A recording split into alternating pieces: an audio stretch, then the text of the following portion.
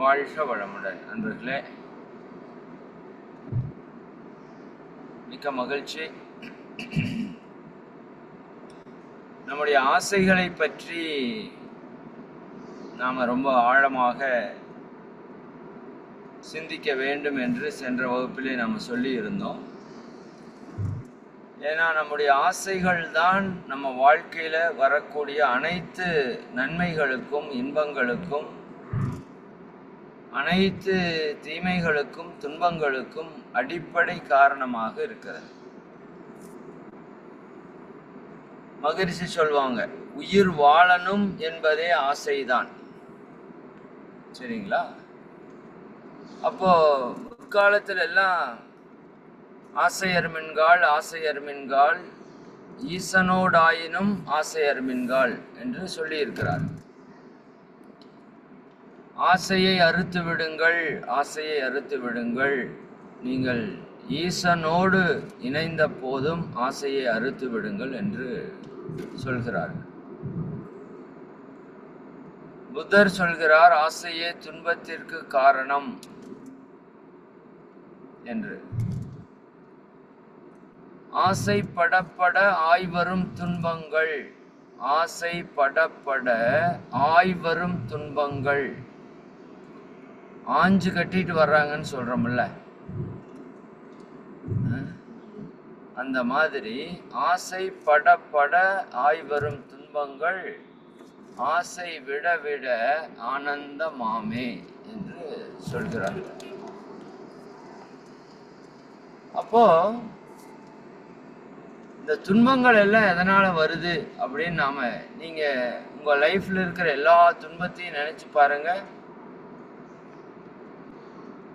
அது உடல் துன்பமா இருந்தாலும் சரி, மன துன்பமா இருந்தாலும் சரி, உறவுகள்ல துன்பமா இருந்தாலும் சரி, பொருளாதார துன்பமா இருந்தாலும் சரி, என்ன காரணம்?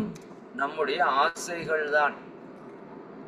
ஆசைப்பட்டு அளவுக்கு அதிகமாக சாப்பிடுகிறோம், புலன்களை அளவுக்கு அதிகமாக பயன்படுத்துகிறோம்.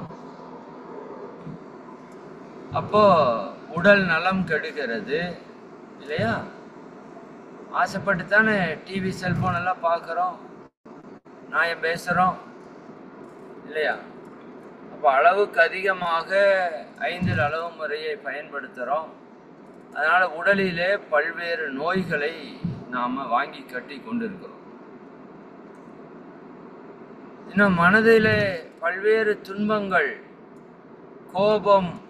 மகரிஷி சொல்வாங்க, இந்த ஆசை என்ற ஒரு குணம், நான் அதுக்கு முன்னாடி ஒரு பாயிண்ட் உங்களுக்கு தெளிவுபடுத்திடுறேன். ஆசை புத்தரோட காலத்துல தேவை ஒன்று ஆசை ஒன்றாக இருந்திருக்கும் நினைக்கிறேன். அவங்க அப்படி வரையறுத்திருக்கலாம். ஏன்னா கிட்டத்தட்ட 2000 ஆண்டுகளுக்கு முன்னாடி பேசப்பட்டது இல்லையா? அப்ப அங்க தேவை என்று ஒன்று தனிப்பட்டு இருந்திருக்கும். அதற்கு மேல அவர்கள் விருப்பத்தை ஏற்படுத்துவது ஆசையாக இருந்திருக்கும். தேவை என்னைக்குமே துன்பம் கிடையாது. எல்லா உயிர்களுக்கும் உண்ண உணவு தேவை, உடுத்த உடை தேவை, இருக்க இருப்பிடம் தேவை, உடற்கழிவு உந்து வேகம் தேவை. சரிங்களா? அப்போ இதெல்லாம் தேவை, அடிப்படை வசதிகள் தேவை. இது எல்லா உயிர்களுக்கும் பொது என்று மகரிஷி சொல்வாங்க. சரிங்களா? இது எல்லா உயிர்களுக்கும் பொது இந்த தேவை. அப்போ தேவையினால எங்கேயாவது துன்பம் வந்துருமானா கண்டிப்பா துன்பம் வராது. தேவைய நீங்க கண்ணை மூடிட்டு நிறைவேற்றலாம், துன்பமே வராது. சரிங்களா? தேவையை நிறைவேற்றவில்லை என்றால் தான் துன்பம் வரும். அதை நீங்க நல்லா புரிஞ்சுக்கணும். ஒவ்வொரு மனிதனும் ஒவ்வொரு உயிரும் உயிர் வாழ வேண்டும் என்றால் தேவையை சரியான காலத்திலே நிறைவு செய்து கொள்ளக்கூடிய தன்மை வேண்டும், கட்டாயமாக வேண்டும். அப்போ அந்த தேவையை நாம நிறைவேற்றி ஆகணும், அதுல மாற்று கருத்து இல்லை. ஆனால் தேவைக்கு மேலே ஒன்று நாம் வேணும்னு நினைக்கிறோம் இல்லைங்களா, அதைத்தான் ஆசை என்று சொல்கிறோம். அப்போ தேவை ஆசை என்று இரு பிரிவுகளாக நாம் அதை பிரிக்கலாம். அதுவே ஆசை பேராசை என்றும், சரிங்களா, அந்த காலத்திலே தேவையை தனியாக ஆசையை தனியாக பிரித்திருப்பார்கள் என்று நான் கருதுகிறேன். நீங்க சிந்திச்சு பாருங்க. ஒரு பொருள் மேல ஆசை வருவது என்பது தேவைக்கு மேல வந்திருக்கணும். அதனாலதான் அவங்க ஆசையை துன்பத்திற்கு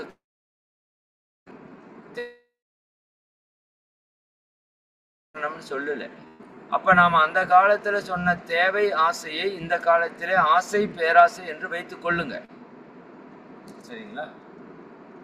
அப்போ பேராசை என்பது அந்த காலத்திலே ஆசை என்று வரையறுக்கப்பட்டிருக்குது.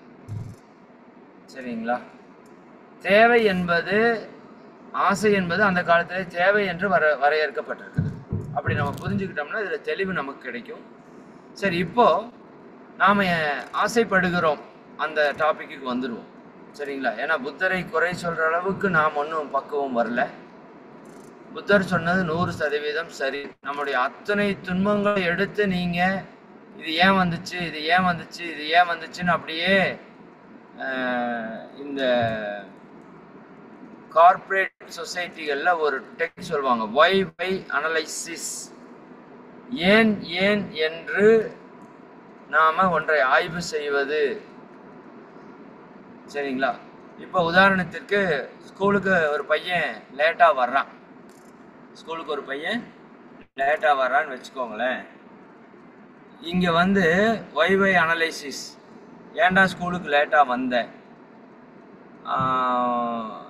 எங்க அம்மா சாப்பாடு செஞ்சு கொடுக்கறதுக்கு லேட் பண்ணிட்டாங்க சார் அப்படிங்கிறான். ஏன்டா சாப்பாடு செஞ்சு கொடுக்கறதுக்கு லேட் ஆச்சு அப்படின்னா, காலையில் காய்கறி எல்லாம் வாங்கிட்டு வரதுக்கு எங்கள் அப்பா லேட் பண்ணிட்டார் சார். ஏன்டா உங்கள் அப்பா லேட் பண்ணார் அப்படின்னா, எங்கள் அப்பா காலையில் லேட்டாக தான் சார் எந்திரிச்சாரு. ஏன்டா உங்கள் அப்பா காலையில் லேட்டாக எந்திரிச்சாரு அப்படின்னா, நாங்கள் எல்லோரும் குடும்பத்தோடு நைட்டு சினிமாவுக்கு போயிட்டோங்க சார். குடும்பத்தோட செகண்ட் ஷோ போயிட்டு நைட்டு 1 மணிக்கு தாங்க சார் வந்தோம். சரிங்களா? அப்போ இவன் ஸ்கூலுக்கு லேட்டாக வந்ததுக்கு என்ன காரணம்? இவங்க எல்லாம் நைட்டு குடும்பத்தோட சினிமாவுக்கு போயிருக்காங்க. சரிங்களா? அது ரொம்ப முக்கியமா? உடம்பை கெடுத்து, சரிங்களா, கண்ணை கெடுத்து அந்த சினிமாவுக்கு போய் காலையில் நைட்டு 1 மணிக்கு வந்து படுத்து காலையில் லேட்டாக எழுந்திரிச்சு லேட்டாக காய் வாங்கிட்டு வந்து லேட்டாக சமைச்சு லேட்டாக ஸ்கூல் குழந்தைக்கு வர்றான். அப்போ ஒரு பிரச்சனையை நீங்கள் மூலத்தை கண்டுபிடிக்கணும். மேலோட்டமாக பிரச்சனையை பார்த்தீங்க அப்படின்னா அந்த பிரச்சனைக்கான தீர்வை நம்மளால் கண்டுபிடிக்க முடியாது. அதைத்தான் வள்ளுவம் ஒரு இடத்துல சொல்லுது, நோய் நாடி நோய் முதல் நாடி. நோயை மட்டும் பார்க்காதப்பா, அதனோட மூலம் முதல் என்ன அப்படின்னு பாரு. சரிங்களா? அப்போ ஒரு நோய் வந்துருச்சு, சரிதானா, சளி பிடிச்சிருச்சு. ஏன் சளி பிடிச்சது? நான் நேற்று போய் சாயங்காலம் ஒரு இந்த நெல்லிக்காயில் ஒரு ஜூஸ் கொடுத்தாங்கன்னு குடிச்சிட்டேன். சரி, நெல்லிக்காய் ஜூஸ் சாயங்காலம் குடித்தா சளி பிடிக்கத்தான் செய்யும். அல்லது உடம்பு ரொம்ப உஷ்ணமாகிற மாதிரியான செயல்களில் ஈடுபட்டிருந்தேன், உடம்பு குளிர்ச்சியாக வைக்கிறேன். இப்படி ஏதாவது ஒரு காரணம் இருக்குமில்ல? அப்போ சளி பிடிச்சது சளி வந்து சரி பண்ணுறதுங்கிறதுல அதுக்கான வேரை நம்ம சரி பண்ணணும். சரிங்களா? நீங்கள் அந்த கருவேல மரத்தை வெட்டும்போது வேரோட வெட்டணும்னு சொல்லுவாங்க இல்லையா? அப்படி நம்ம பிரச்சனைகளுக்கான வேரை நீங்கள் கண்டுபிடிக்கணும். அதைத்தான் ஞானிகள் என்ன சொல்றாங்க, யாதனின் யாதனின் நீங்கியான் நோதல் அதனின் அதனின் இளன் என்று ஒரு குறள். தயவு செய்து எல்லோரும் இந்த குறளை எழுதி வச்சு மனப்பாடம் பண்ணி வைத்துக் கொள்ளுங்க. யாதனின் யாதனின் நீங்கியான் நோதல் அதனின் அதனின் இளன். அப்படின்னா என்ன அர்த்தம்னா, யாதனின் யாதனின் அப்படின்னா எந்தெந்த பொருட்களிலிருந்து எந்தெந்த பொருட்களிலிருந்து நீங்கியான் நோதல் ஒருவன் தன்னை விடுவித்துக் கொள்கிறான். அதாவது ஆசையின் பால் இல்லாமல், அந்த பொருளிலிருந்து ஆசை வயப்படாமல் ஒருவன் தன்னை விடுவித்துக் கொள்கிறானோ நீங்கியான் நோதல். துன்பம் என்பது அதனின் அதனின் இளன். எந்தெந்த பொருட்களிலிருந்து ஒருவன் தன்னை விடுவித்துக் கொள்கிறானோ அந்தந்த பொருட்களிலிருந்து அவனுக்கு துன்பம் வராது. ஒரே அடி, நெத்தி அடிப்பாங்கல்ல அந்த மாதிரி. இதுக்கு மேல விளக்கமே தேவையில்லை நம்ம வாழ்க்கைக்கு. சரிங்களா? அதாவது நீங்க எந்தெந்த பொருட்களிலெல்லாம் ஆசை வயப்பட்டு, பற்று வயப்பட்டு, இச்சை வயப்பட்டு சிக்கி நிற்கிறீர்களோ அந்தந்த பொருட்களிலிருந்து தான் உங்களுக்கு துன்பம் என்பது வரும். இல்லைன்னா உங்களுக்கு கடவுளா நினைத்தாலும் துன்பத்தை கொடுக்க முடியாது. சரிதானுங்களா? அதனாலதான் சொல்லுது வள்ளுவம், பற்றற்ற கண்ணே பிறப்பறுக்கும். பற்று என்றால் என்ன? இந்த ஆசைக்கு நிறைய பெயர்கள் இருக்கு. ஆசை, அவா, இச்சை. சரிதானுங்களா? அதுல பற்று என்ற ஒரு பேரும் ஆசைக்கு இருக்கிறது. சரியா? அப்போ வேண்டுதல், வேட்பு, வேட்கை, சரிங்களா, இது எல்லாமே ஆசைக்கு இருக்கிற பிற பெயர்கள். ஆசைக்கு பல பெயர்கள் இருக்கிறது. அதுல ஒரு பெயர் பற்று. சரிதானுங்களா? அப்ப என்ன சொல்றார் வள்ளுவர்? பற்று அற்ற கண்ணே பிறப்பறுக்கும். ஆசை இல்லாத நிலையில யார் வாழ்றாங்களோ அவங்க தான் இறை உணர்வை, முக்தியை, ஞானத்தை பெற முடியும். உங்க பிறப்பை நீங்க அறுக்க முடியும். இல்லாட்டி பிறவி என்ற கடல் நீண்டு கொண்டே இருக்கும். ஏன் ஆசையை சீரமைக்க வேண்டும்? நீங்க இந்த ஜென்மத்தில் இறைவனை உணர்ந்து முக்தி அடையணும்னா உங்களிடம் ஆசை ஜீரோவாக இருக்கணும். ஜீரோ தான் உங்களுக்கும் கடவுளுக்கும் இடையே உள்ள தூரம் உங்களுடைய ஆசைகள் என்று மகிழ்ச்சி சொல்றாங்க. சரிங்களா? அப்ப அது ஜீரோவானா மட்டும்தான் நீங்க இறைவனை உணர முடியும். இறை தன்மையில நீங்க லயமாக முடியும். உங்களுக்குள் பல்வேறு ஆசைகளை வைத்துக்கொண்டு நீங்க நிச்சயமா இறையுணர்வை பெறுவது என்பது சாத்தியமில்லை. இதை முதல்ல புரிந்து கொள்ளணும். அப்போ பற்று அற்ற கண்ணே பிறப்பு அறுக்கும். அப்படி பற்று அறுக்காதவங்களா இருந்தீங்க அப்படின்னா நிலையாமை காணப்படும். சரிதானுங்களா?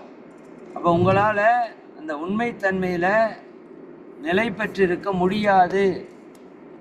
சரிங்களா? உங்களால் உண்மைத்தன்மையில் நிலை பெற்றிருக்க முடியாது. ஏன்? உங்களுடைய பற்று நிலை பெற்றிருக்க விடாது. சரிங்களா?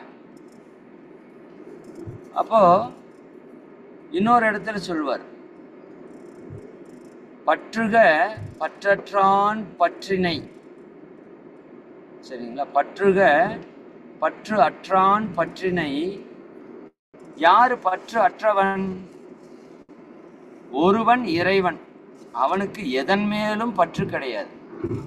எல்லாவற்றையும் தோற்றுவித்து காத்து நிறைவு செய்வது அவனுடைய கடமை. பட் அவன் எதுலையுமே பற்று வைக்க மாட்டான். இப்போ நீங்க உங்க குழந்தை ஒரு தப்பு பண்ணிட்டான்னா தண்டனை வேற மாதிரி கொடுப்பீங்க. இதே வேற குழந்தை தப்பு பண்ணான்னா தண்டனை வேற மாதிரி கொடுப்பீங்க. ஏன்னா நம்ம குழந்தை மேல நமக்கு பற்று. ஆனா இறைவனுக்கு அப்படி அல்ல. நீங்க தொட்டாலும் சுடும், உங்க பையன் தொட்டாலும் சுடும், பச்சை குழந்தை தொட்டாலும் சுடும்.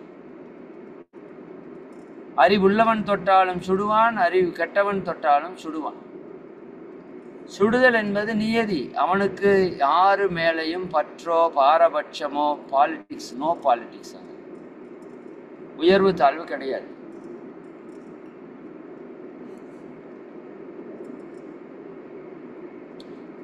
அப்போ இந்த இறைத்தன்மை என்பது நம்ம உணரணும் அப்படின்னா நமக்கான தகுதி என்ன?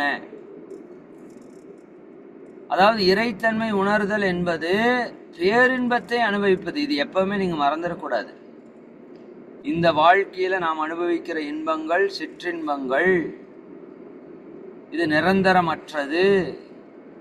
சிறிது காலம் இருக்கும், சிறிது நேரம் இருக்கும், அப்புறம் அது துன்பமாக மாறும். இது நிலையற்ற இன்பம். சரிதானுங்களா? இந்த உலக இன்பங்கள் அனைத்துமே நிலையற்றது. அப்ப நிலையான நீடித்த அமைதி இன்பம் எதுனா அது இறை இன்பம். அந்த இறை இன்பத்தை பெறுவதற்கான தகுதி பெற்ற ஒரே உயிரினம் இந்த பிரபஞ்சத்துல நீங்களும் நானும் மட்டுமே, மனித இனம் மட்டுமே. அப்படிப்பட்ட ஒரு உயர்ந்த இனம் இன்னைக்கு தான் எந்த நோக்கத்திற்காக வந்தேன் என்றே தெரியாமல் வாழ்ந்து செத்து மடிந்து கொண்டிருக்கிறது. இதில் மாற்று கருத்து சொல்ல முடியுமா? முடியாது. அப்ப நீங்க இறை இன்பத்தை, அந்த பேரின்பத்தை, அந்த சழிப்பில்லா இன்பத்தை, அந்த பேரானந்தத்தை நாம் உணரணும் அப்படின்னா நம்முடைய பற்றுக்களிலிருந்து நாம் விடுபட வேண்டும். இந்த பற்றுக்களிலிருந்து விடுபடுவது என்பது எல்லாத்தையும் விட்டுட்டு ஓடுறது அல்ல. இப்படி நிறைய பேர் தப்பா புரிஞ்சுக்கிட்டாங்க. சரிங்களா? பட்டினத்தார் கூட அவரையெல்லாம் நம்மெல்லாம் பேசுறதுக்கே எனக்கு தகுதி இருக்கான்னு தெரியல. இருந்தாலும் சொல்றேன், எல்லா செல்வத்தையும் துறந்துதான் ஞானத்தை பெற வேண்டும் என்று ஒன்று இல்லை. சரிங்களா? பட் அவர் இந்த உலகத்திற்கு புரிய வைப்பதற்கு அவர் அந்த செல்வத்தோடு இருந்தே ஞானத்தோடு இருந்திருக்கலாம். ஞானம் அடைந்த ராஜாக்கள் கூட இருக்கிறார்கள். ஜனக மகாராஜா ஞானத்தை அடைந்தவர் என்று சொல்கிறார்கள். அப்போ நீங்கள் எல்லாவற்றையும் விட்டு தான் அந்த தன்மையை அடைய வேண்டும் என்பது முற்காலத்தினுடைய விளக்கம். அதனாலதான் நிறைய பேர் எல்லாவற்றையும் விட்டு அதனுடைய இன்னும் ஆழமான பொருள் நீங்க சிந்திச்சு பார்த்தா, அவர்கள் எல்லாவற்றையும் விட்டார்கள் என்று நாம சொல்றோம் இல்லையா? அது அப்படி அல்ல. அவர்கள் தான் 4 பேர் வாழ்கின்ற அந்த குடும்பத்தில் இருந்து அந்த 4 பேரை துறந்து விட்டு, இந்த உலகம் முழுமையும் என்னுடைய குடும்பம் என்று ஏற்றுக்கொள்ளக்கூடிய தன்மைதான் சந்நியாசம். 4 பேர் விட்டு போட்டு ஓடுறதல்ல சந்நியாசம். சரிங்களா? அந்த 4 பேருக்குள்ள நான் பற்றுல நிக்காம இந்த உலகத்தையே, மகரிஷி வந்தாங்க பாருங்க தன்னோட 50வது வயதுல, 1961 மகரிஷி அவங்க 1/1/1961 தன்னை இந்த உலகத்திற்கு அர்ப்பணிக்கக்கூடிய நாள், அர்ப்பணித்த நாள். சரிங்களா? அன்றிலிருந்து அவர் தன்னை உலகத்திற்காக முழுமையாக ஒப்படைத்து விட்டார். உடல், உயிர், ஆன்மா அனைத்தும் இந்த சமுதாயத்திற்கு என்று ஒப்படைத்த நாள். அப்போ அதுதான் உண்மையான துறவு. நம்மளுக பற்ற விடணும் துறவு அப்படின்னா வீட்டை விட்டுட்டு ஓடிடுறது. பொண்டாட்டி டார்ச்சர் தாங்க முடியல, சரிதானுங்களா? பிள்ளைங்க டார்ச்சர் தாங்க முடியல, என்னடா பண்ணுறது, விட்டுட்டு ஓடிடுறான், வேலை முடிஞ்சிடறான், போயிடுற திருவண்ணாமலை அந்த மாதிரி ஏதோ ஒரு பக்கம் போய் கம்முன்னு பிச்சை எடுத்தாவது பொழைச்சிக்கலாம்டா அப்படின்ட்டு போகிறது. இதுக்கு பேர் துறவு அல்ல, இதுக்கு பேர் சந்நியாசம் அல்ல. சரிதானுங்களா? அங்கே போய் அடுத்தவங்க ஆசை பிச்சை எடுத்து திங்கிறதுக்கு பேர் சந்நியாசம் அல்லன்னு மகரிஷி ரொம்ப சாடுவாங்க. சரிதானுங்களா? பிறருடைய பொருளை பெற்று வாழ்வது, பிச்சை எடுத்து வாழ்வது ஒரு வாழ்க்கையா? அதாவது பிச்சை எடுப்பதுக்குள்ள ஆணவத்தை ஒழிக்கிற ஒரு விஷயம் இருக்குது, அதில் மாற்று கருத்து இல்லை. பட் எந்த வேலையும் செய்யாம நான் பிச்சை எடுத்து வாழ்வேன்னா அப்போ அந்த உணவை கொடுத்து அந்த சமுதாயத்துக்கு நான் திருப்பி கொடுப்பது என்ன? நான் இன்னும் கடன்காரன் ஆகிறனா இல்லையா? இன்னும் பாவம் சேர்க்கிறனா இல்லையா? அப்போ இந்த பற்று அற்று என்ற நிலை என்பது எல்லாத்தையும் விட்டுட்டு ஓடுவதல்ல. நீங்க குடும்பத்தோடு இருக்கணும், குடும்ப கடமையும் சரியா செய்யணும், உங்க உடம்பு மனசை நல்லா பார்த்துக்கணும், பொருளை நல்லா ஈட்டணும், மற்றவங்களுக்கும் கொடுக்கணும். ஆனால் இது எல்லாவற்றையும் பற்று இன்றி செய்ய வேண்டும். சரிங்களா? அதனால தான் நீங்கள் என்ன பண்ணணும்? பற்றுக பற்றற்றான் பற்றினை. அதனால் சிவன் மேலே யாருக்கெல்லாம் பெரிய ஈடுபாடு வழிபாடு பண்ணுறீங்களோ உங்களுக்கு பற்று அற்ற தன்மை இயல்பாக வரும். பெருமாளை வழிபடுவங்களுக்கு கொஞ்சம் பற்று அதிகமாக இருக்கும். ஏன்னா சிவன் என்பவர், அப்போ சிவன் உயர்ந்தவர் பெருமாள் தாழ்ந்தவர் அப்படி சொல்லலை. சரிங்களா? பெருமாள் இந்த உலக இன்பத்திற்கான கடவுள். பொண்ணு பொருள், சரிதானுங்களா? இது எல்லாவற்றையும் கொடுக்கக்கூடிய கடவுள். சிவன் அதற்கான கடவுள் அல்ல. அவர் உலக இன்பத்தை கடந்து அந்த பேரின்பத்தை, அந்த இறை இன்பத்தை கொடுக்கக்கூடிய கடவுள். சிவன்ட்டு போனீங்கன்னா பெருசா பொருள் வளம் எல்லாம் வராது. ஆனால் மகிழ்ச்சி வரும், ஆனந்தம் வரும். சரிங்களா? ஏன்? அவர் பற்றெல்லாம் உடைச்சிருவார். பற்று எல்லாம் உடையும். ஏன்னா சிவன் எல்லையற்ற தன்மை, இறைத்தன்மை. அதிலிருந்து வந்தது தான் விஷ்ணு. சரிதானுங்களா? விஷ்ணுங்கிறது அதுக்கு அடுத்த தன்மை. அப்போ சிவன் என்பது முற்றிலும் துறப்பு, அன்பு தான். அன்பினுடைய வெளிப்பாடு தான் சிவம். சிவத்தினுடைய வெளிப்பாடு தான் அன்பு. அப்போ அன்பு இருக்கும், பட் பற்று இருக்காது அவருக்கு. எல்லா உயிர்களையும் காப்பாரு, சரிங்களா? ஆனால் அவரிடம் பற்று என்ற தன்மை இருக்காது. அப்போ பற்றுக பற்று அற்றான் பற்றினை. யாருக்கு பற்று இல்லை? இறைத்தன்மைக்கு, இறைவனுக்கு பற்று இல்லை. அவனை பற்றணும். இன்னொரு ஆள் பற்றில்லாத ஆள் இருக்கிறாங்க. யாருங்க? அந்த இறைவனை நினைந்து நினைந்து உணர்ந்து அந்த இறையோடு இறையாக தன்னை லயப்படுத்தி கொண்ட குருமார்களுக்கு பற்று இருக்காது. சரிங்களா? அந்த குருமார்களுக்கு பற்று என்பது இருக்காது. சரிங்களா? அதனால தான் அவங்க ஞானத்தன்மை இப்போதான் சொல்லியாச்சே, பற்று அற்ற கண்ணே பிறப்பறுக்கும்னு சொல்லியாச்சு. அப்போ மகரிஷி பிறப்பு அறுத்துட்டார், ஞானத்தை அடைஞ்சிட்டார், வள்ளலார் அடைஞ்சிட்டார், ஜீசஸ் அடைஞ்சிட்டார், நபிகள் அடைஞ்சிட்டார், புத்தர் அடைஞ்சிட்டார். அப்படின்னு என்ன? அவர்கள் பற்றை அறுத்து விட்டவர்கள், பற்று அற்றவர்கள். அதனாலதான் குருமகான்களுக்கு இறைவனுக்கு ஈக்குவலான ஏன் ஒரு உயர்வு நம்ம கொடுக்குறோம் அப்படின்னா, அவங்க பற்றை அறுத்தவர்கள். பற்று அற்ற கண்ணே பிறப்பு அறுக்கும், அப்படி பிறப்பை அறுத்தவர்கள். அப்போ ஒன்னா பற்றுக பற்றற்றான் பற்றினைனா, ஒன்னா இறைவனை பற்று அல்லது இறைத்தன்மை உணர்ந்த குருவை பற்று. எதுக்காக நீ பற்றணும் அது ரொம்ப முக்கியம். அப்பற்றை பற்று பற்று விடற்கு. உனக்கு இந்த உலக பொருள்ல நிறைய பற்று வச்சிருக்கியப்பா, இல்லையா? உன் உடல் மேல பற்று வச்சிருக்கிற, உன் உயிர் மேல பற்று வச்சிருக்கிற, நீ வைத்திருக்கிற பொருட்கள் மேல பற்று வச்சிருக்கிற, உன்னோடு இருக்கிற நபர்கள் மேல பற்று வச்சிருக்கிற, சரிதானுங்களா? நீ இருக்கிற பணி மேல ஒரு பற்று வச்சிருக்கிற, அதிகார பற்று வச்சிருக்கிற, பொருள் பற்று வச்சிருக்கிற. தான் என்கின்றது அதிகாரப்பற்று. நான் தான் அப்படின்னு சொல்றோம் இல்லைங்க, எல்லா இடத்துலையும் எங்க போனாலும் நான் தான், எனக்கு தெரியும். சரிதானுங்களா? யாரோ ஒருத்தர் ஏதாவது ஒன்று பேசி பாருங்க, உடனே எனக்கு அது தெரியுமே. சரிதான்? இதெல்லாம் என்ன? இதெல்லாம் அதிகாரப்பற்று. ரெண்டாவது பொருள் பற்று. நீங்க வைத்திருக்கிற எல்லா பொருட்கள் மேலேயும் உங்களுக்கு பற்று இருக்கிறது. உங்களோடு இருக்கிற நபர்கள் எல்லோர் மேலேயும் உங்களுக்கு பற்று இருக்கிறது. பற்று இருக்கின்ற வரை துன்பம் இருக்கும் என்பதை எழுதி வைத்துக் கொள்ளுங்கள்.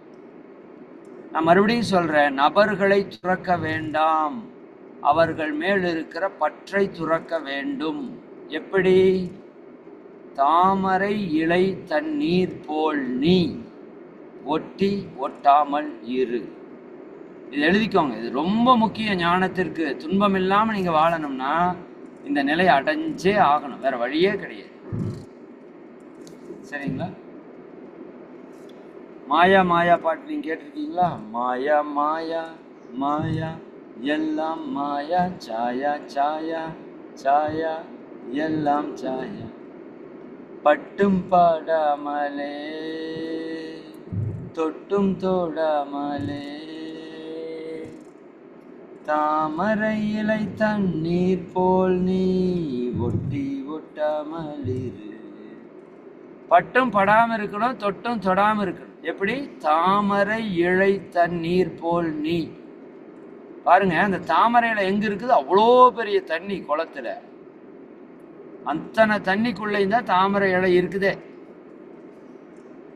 தாமரை இலைக்கு மேலையும் சில துளி தண்ணீர் இருக்கும், நீங்க பார்க்கலாம். ஆனா அது எப்படி இருக்கு? ஒட்டி இருக்கு, ஆனா ஒட்டாம இருக்கு. அதுதான். இன்னும் அந்த பாட்டிலே இன்னொரு வரியும் வரும். திரைக்கடல் மேல் எண்ணெய் துளியினை போல் நீ ஒட்டி ஒட்டாமல் இரு. திரைக்கடல், இவ்வளோ பெரிய கடல், அந்த கடல் மேல ஒரு எண்ணெய் துளியை நீங்க போட்டுருங்க. ஒரு எண்ணெய் துளி, ஒரே எண்ணெய் துளி அந்த கடல்ல கலந்துருமா? அது திரைக்கடல் மேல் எண்ணெய் துளியினை போல். எங்கேயோ கடல்ல எண்ணெய் கப்பல் ஏதோ ஆக்சிடென்ட் ஆகி டேமேஜ் ஆகி கடல்ல எண்ணெய் விழுந்துருச்சுன்னு சொல்லி அந்த எண்ணெயெல்லாம் வலிச்சாங்க. நீங்க ஞாபகம் இருக்கான்னு தெரியல உங்களுக்கு. எண்ணெய் என்ன ஆகாது, கடல் தண்ணியோட கலக்காது. ஏன்னா அதன் தன்மை வேற, இதன் தன்மை வேற.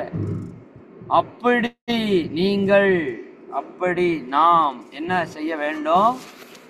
ஒட்டி ஒட்டாமல் இருக்க வேண்டும். யாரு கூட? இந்த உலக பொருட்களோடு, உலக நபர்களோடு. சரிங்களா? நாம இருக்கணும். சரியா? அதுக்குன்னு தண்ணி விட்டுட்டு தாமரைப்பூ ஓடல. அப்புறம் எங்க போய் வாழ்றது? தண்ணி எடுத்துக்கொண்டுதான் வாழ்கிறது, தண்ணீருக்குள்ளுதான் வாழ்கிறது. ஆனால் தண்ணீரோடு அது ஒட்டாமல் வாழ்கிறது. அப்படி நாம சமுதாயத்துக்கூட தான் வாழணும், குடும்பத்துக்கூட தான் வாழணும், இந்த உடம்பு உயிர் மனசை வச்சுட்டு தான் வாழணும். ஆனால் எப்படி வாழணும்? எண்ணத்தால் பூணக்கூடிய துறவு தான் உண்மையான துறவு என்று மகரிஷி சொல்வாங்க. இந்த வார்த்தையை எழுதி வைத்துக் கொள்ளுங்க. எண்ணத்தால் பூணுகின்ற துறவு தான் உண்மையான துறவு. சரிங்களா? சரியா? விட்டுட்டு போவது அல்ல. நம்முடைய எண்ணம் எப்படி இருக்கணும்? துறவு நிலையில் இருக்கணும். சரிங்களா? அது இன்னொரு வார்த்தை எழுதியிருப்பார் மகரிஷி, ரொம்ப ஆழமான வார்த்தை அது. உறவிலே கண்ட உண்மை நிலை தெளிவே துறவு என்று எழுதியிருப்பாங்க. இதுக்கு மேல ஒரு வார்த்தையை யாரும் சொல்லிட முடியுமான்னு எனக்கு தெரியல. உறவிலே கண்ட உண்மை நிலை தெளிவுதான் துறவு. அன்பர்களே, ஆசை ஒரு பக்கம், துறவு அதற்கு ஆப்போசிட்டா நீங்க நினைக்கிறீங்க இல்லையா? ஆனால் ஆசையை நீங்கள் மகரிஷி சொல்கின்ற அந்த துறவு நிலைக்கு மாற்றாமல் நம்ம வாழ்க்கையில நம்ம இன்பத்தை, மகிழ்ச்சியை அடைவது என்பது சாத்தியமில்லை. அப்ப என்ன சொல்றார் மகரிஷி? உறவிலே கண்ட உண்மை நிலை தெளிவே துறவு என்று சொல்கிறார்கள். உறவு என்ன உறவு? தாமரை இலை தண்ணீர் இரண்டும் உறவு கொண்டிருக்கிறது, ஆனால் துறவு நிலையில் இருக்கிறது. எழுதி வைத்துக் கொள்ளுங்கள். Detached attachment, attachment with detached. ஓகேவா? அப்படின்னா என்ன? ஒன்றை ஒன்று சேர்ந்து இருக்கிறது, அட்டாச்மெண்ட் வித் டிட்டாச்மெண்ட். சரிதானுங்களா? அப்போ அந்த ஒவ்வொரு விஷயத்திலையும் நாம் எப்படி இருக்கணும்? துறவு நிலையில் இருக்கணும்.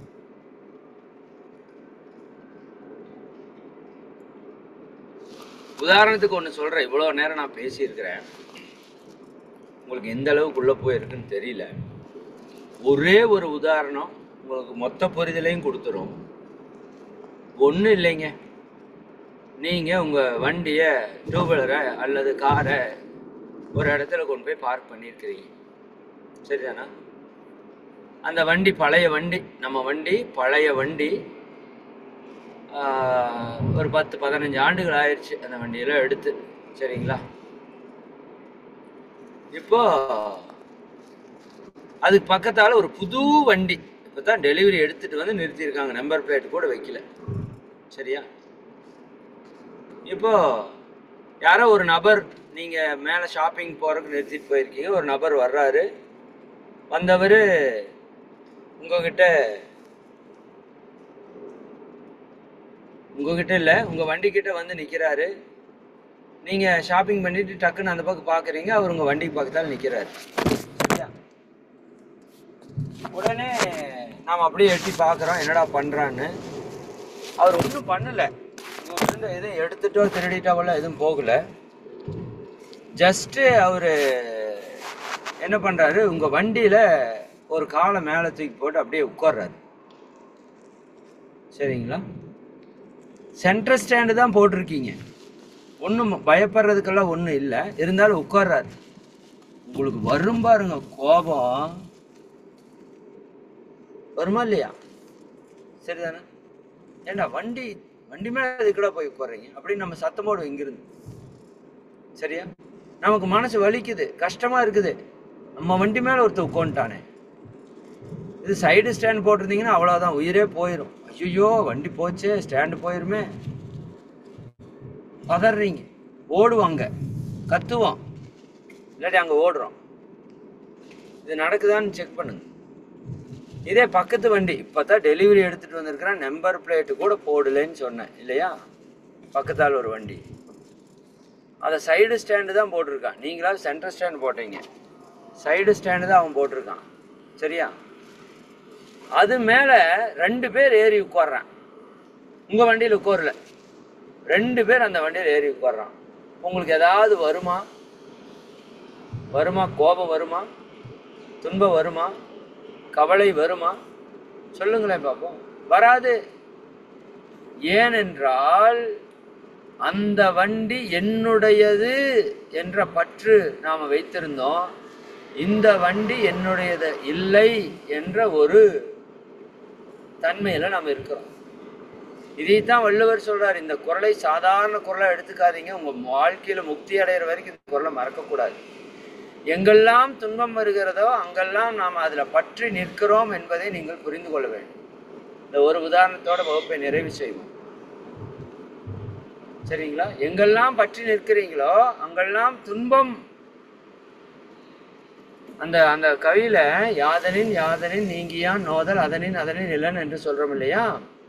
எந்தெந்த பொருட்களிலிருந்து ஒருவன் தன்னை விடுவித்துக் கொள்கிறானோ அந்தந்த பொருட்களிலிருந்து அவனுக்கு துன்பம் வராது. அப்ப மாத்தி அப்படியே போடுங்க. எந்தெந்த பொருட்களில் ஒருவன் தன்னை இணைத்துக் கொள்கிறானோ, பற்று வைத்துக் கொள்கிறானோ, அந்தந்த பொருட்களிலிருந்து நிச்சயமாக அவனுக்கு துன்பம் வரும். அப்ப எனக்கு துன்பமே வரக்கூடாது அப்படின்னா ஒரே வழிதான். என்ன வழி? சரிங்களா? அதிலிருந்து, பற்றிலிருந்து விடுபடுவது ஒன்றுதான் வழி, வேற வழியே கிடையாது. ரஜினி சொல்வார், என் வழி தனி வழி. அது மாதிரி இறைவனுக்கு இருக்கிறது ஒரே வழி. சரியா? அது பற்றை நீங்க விடணும். மறுபடியும் சொல்றேன், பற்றை விடணுங்கிறது எல்லாத்தையும் தூக்கி வீசிட்டு போறதல்ல, இங்கேயே தான் இருக்கணும். ஆனால் அதற்கூட பற்றி ஒட்டி பிடித்து கொண்டு நிற்கக்கூடாது. பிடிச்சிட்டு நின்னீங்கன்னா அடி விழுகும். சரியா? பிடிக்காம நின்னா என்ன துன்பம் வந்தாலும் உங்களை எவனாலையும் காயப்படுத்த முடியாது. சரிங்களா? அதான் நான் சொல்றேன், கடவுளா வந்தாலும் உங்களை துன்பப்படுத்த முடியாது. ஏன்னா நீங்க பற்றற்ற நிலையில் இருக்கிற. சரியா? அப்போ இப்ப அந்த 2 வீலர் கதைக்கு வந்து நிறைவு செய்யறேன். இப்போ உங்க ஸ்கூல்ல இருந்து ஒரு போன் வருது, அது பொருள் மேல இருக்கிற பற்று. உங்கள் வீட்டில் ஏதாவது ஆயிடுச்சு அப்படின்னா உடனே ஒரு துன்பம் வருது, வீட்டு மேல இருக்கிற பற்று. சரியா? கார் மேல இருக்கிற பற்று, வண்டி மேல என்னுடையது என்று நினைக்கிறீர்கள். ஆனால் உண்மை என்ன? உங்களுடையது என்று எதுவுமே கிடையாது இந்த பிரபஞ்சத்தில். எல்லாம் இயற்கையுடையது, இறைவனுடையது, இந்த சமுதாயத்தினுடையது. இந்த உடலே உங்களுடையது அல்ல. இந்த உடல் அம்மா அப்பா போட்ட பிச்சை, கடவுள் கொடுத்த ஒரு கொடை. இந்த உயிர் என்னுடையது அல்ல. இந்த உயிர் அம்மா அப்பா கொடுத்த, இறைவன் கொடுத்த, இந்த சமுதாயம் கொடுத்த ஒரு பிச்சை அல்லது கொடை. சரியா? அப்போ உயிரிலிருந்து வந்த மனம் அதுவும் கொடை, அறிவு அதுவும் கொடை. சரிங்களா? எல்லாம் கொடுக்கப்பட்டிருக்கிறது, நாம் வாங்கி இருக்கிறோம். அப்ப என்னுடையது என்று இங்கு எதுவும் இல்லை, எல்லாம் பெறப்பட்டது. இப்ப நானே என்னுடையதாக இல்லாத போது நான் வைத்திருக்கிற பொருட்கள் எப்படி என்னுடையதாக இருக்கும்? அதுக்குன்னு உங்களோடது இல்லை அப்படின்னு சொல்லல, புரிஞ்சுக்கோங்க. உங்களோட வீடு தான். ஆனால் அந்த வீடு நீங்கள் எப்படி கட்டினீங்க? உங்கள் உடல் உழைப்பு, அறிவின் ஆற்றலை வச்சு கட்டினீங்க. உடல் உழைப்பு, அறிவு ஆற்றல் யார் கொடுத்தது? சமுதாயம் கொடுத்தது. அப்போ உண்மையாலுமே இந்த வீடு யாருடையது? சமுதாயத்துடையது. ஆமாம், புரிதலுக்காக சொல்கிறேன். சரி, அதுக்குன்னு யார் வேணால் வந்து தங்கலான்னு சொல்லலை. சரியா? இப்போ ஸ்கூல்லேருந்து ஒரு ஃபோன் கால் வருது. ஏங்க உங்கள் பையன் பேர் ரமேஷா? ஆமாங்க, இந்த மாதிரி விளையாண்டு இருந்தாங்க பிடி பேரில், 2 பேர் ஓடி வந்து நேராக இடித்து உங்கள் பையனுக்கு மண்டை உடஞ்சி போச்சுங்க அப்படிங்கிறான். உடனே வரும் பாருங்க ஒரு பதட்டம். அப்படியா, மண்டை உடஞ்சி போச்சா, என்னாச்சு? சரி வரேன் அப்படின்னு சொல்லிட்டு போவீங்க. எப்படி போவீங்க? பதறி அடிச்சுட்டு போவீங்க. இந்த சாட்டை அப்படின்னு ஒரு படம் வந்தது, சமுத்திரக்கனி ஐயா அவங்க எடுத்த ஒரு படம் சாட்டை. அதில் அந்த நடிப்பை நல்லா வெளிப்படுத்தியிருப்பார் தம்பி ராமையான்னு நினைக்கிறேன். அவங்க ஹஸ்பண்ட் அண்ட் ஒய்ஃபு நல்ல பேர், நல்ல நடிப்பு அவங்க. அந்த பையன் ஸ்கூலில் வந்து அவனை சூசைட் பண்ணியிருப்பானா, அவனை அடித்து கொண்டிருப்பாங்களோ ஏதோ ஒன்று பண்ணியிருப்பாங்க. அதுக்கு வந்துட்டு அவங்க எப்படி வருவாங்கன்னு அந்த சீனை நீங்கள் பார்த்தா தெரியும். நாமளும் அப்படி தான் போவோம், நாமளும் அப்படி தான் போவோம். ஏன்னா நமக்கும் அந்த பற்று தான் இருக்குது. சரிங்களா? நமக்கும் அந்த பற்று தான் இருக்கு. அப்போ அந்த இப்போ அங்கே போயிட்டீங்க, பதறி அடிச்சு போகிறோம். சரிங்களா? அங்கே போய் பார்க்குறீங்க, நம்ம பையன் அடிபட்டிருக்குது, பட் அவனுக்கு மண்டை உடையில. சரிங்களா? அவனுக்கு ஒரு அடிபட்டு கொஞ்சமாக வீங்கி இருக்குது, ஒன்றும் பிரச்சனை இல்லை. இன்னொரு பையனுக்கு தான் மண்டை உடஞ்சி ரத்தமாக போகுது. சரிங்களா? இப்போ உங்களுக்கு எப்படி இருக்கும்?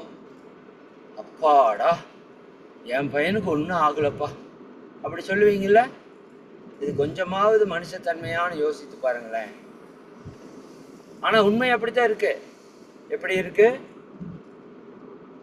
இப்போ என்னோட பையன் அப்படின்னு வந்தப்ப தானே பயம், பதட்டம், துன்பம், கஷ்டம், வேதனை, வருத்தம், கவலை. என்னாச்சோ என் பையனுக்கு, என்னாச்சோ என் பையனுக்கு. போய் அங்கே போய் பார்க்குறோம், உங்கள் பையனுக்கு ஒன்றும் ஆகலை, இன்னொரு பையனுக்கு தான் மண்டை உடஞ்சிருக்கு. அப்பாடா அப்படின்னு சொல்கிறோமே. இப்போ என்ன இதில் நம்ம புரிஞ்சிக்க வேண்டியது இருக்குது சொல்லுங்கள் பார்ப்போம். இதில் நம்ம புரிஞ்சிக்க வேண்டியது ஒன்றே ஒன்று தான். நான் பற்றிலே மாட்டி இருக்கிறேன். சரிங்களா?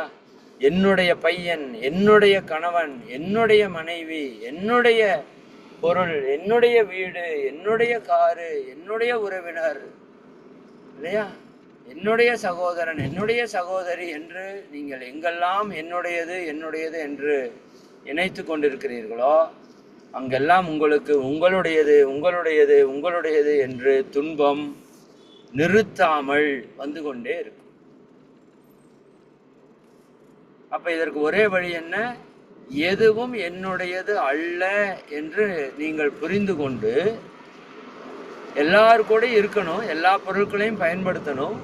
ஆனால் எதுவும் என்னுடையது அல்ல என்ற ஒரு தன்மையோடு நீங்கள் இருந்தால் உங்கள் வாழ்க்கையில துன்பம் என்பது வராது. துன்பம் என்பது எல்லளவும் வராது. சரிங்களா? அப்போ அந்த நிலை நீங்கள் உணரணும். நான் இப்போ சொன்ன விஷயத்தை சிந்தனைக்கு எடுத்துக்கோங்க. இது ஒரே நாளில் சரி இன்னைக்கு பற்றெல்லாம் விட்டுறலாம்ப்பா அப்படி விட முடியாது. சரிங்களா? பற்றெல்லாம் அப்படியெல்லாம் விட முடியாது. நீங்கள் நல்ல தவம் செய்யணும், நல்ல சிந்தனையில். ஆமாம், உண்மைதானே, உண்மைதானே, நம்ம எல்லாரும் மேலே பற்று வைத்திருக்கிறோமில்ல, அந்த பற்று தானே துன்பத்திற்கு காரணம். சரிங்களா? அப்போ நம்ம துன்பம் இல்லாமல் வாழணும்னா இப்போ என் பையனுக்காக நான் கவலைப்படவோ வருத்தப்படவோ தேவையில்லை. அவனுக்கு என்ன செய்யணும் போய் பார்க்குறோம், அவனுக்கு அடிபட்டு இருக்கா, சரி பண்ணுறோம், ஓகே, சரிங்களா? அப்போது பற்றற்ற நிலையில் நாம் செய்ய வேண்டியதெல்லாம் கரெக்டாக செய்வோம், ஆனால் துன்பம் இல்லாமல் செய்வோம். பற்று இருக்கிற நிலையில் துன்பப்படுவோம், செய்யறத கரெக்டாக நம்மளால் செய்ய முடியாது. ஏன்னா நாம் கவலைப்பட்டு துன்பப்பட்டு இருக்கும்போது நம்முடைய வேலையை, கடமையை நம்மளால் சரியாக செய்ய முடியாது. அப்போ நீங்கள் உங்கள் பணியை, உங்கள் கடமையை சரியாக செய்கிறதுக்கு கூட நீங்கள் பற்றுக்களிலிருந்து விடுபட வேண்டும். சரிங்களா? சரி, அந்த விதத்தில் இன்றைய வகுப்பை நாம் நிறைவு செய்வோம். இப்போ நாம் பேசுனது ரொம்ப ரொம்ப ஆழமான கருத்து. இதை சாதாரணமாக எடுத்துக்கொள்ளாதீங்க. ரொம்ப ரொம்ப ஆழமான கருத்து. இதை நீங்கள் தயவு செய்து தொடர்ந்து சிந்தனைக்கு எடுத்து இந்த நிலைக்கு நீங்கள் எல்லாரும் உயர்ந்து வரணும்னு கேட்டுட்டு இந்த உரையை நிறைவு செய்வோம். அருட்பேராற்றல் கருணையினால் நீங்களும் உங்கள் அன்பு குடும்ப உறுப்பினர்கள் அனைவரும் உடல் நலம், நீலாயுள், நிறை செல்வம், உயர்ப்புகள், மெய்ஞானம் ஓங்கி இறை உணர்வு, அறநெறி, கல்வி, தனம், தானியம், இளமை, வலிவு, துணிவு, நன்மக்கட்பேறு, அறிவில் உயர்ந்தோர் நட்பு, அன்புடைமை, அகத்தவம், அழகு, புகழ், மனித மதிப்புணர்ந்து ஒழுகும் பண்பு, பொறுமை என்னும் பேறு 16 பெற்று பெருவாழ்வு வாழ்க. வாழ்க வளமுடன், வாழ்க வளமுடன்.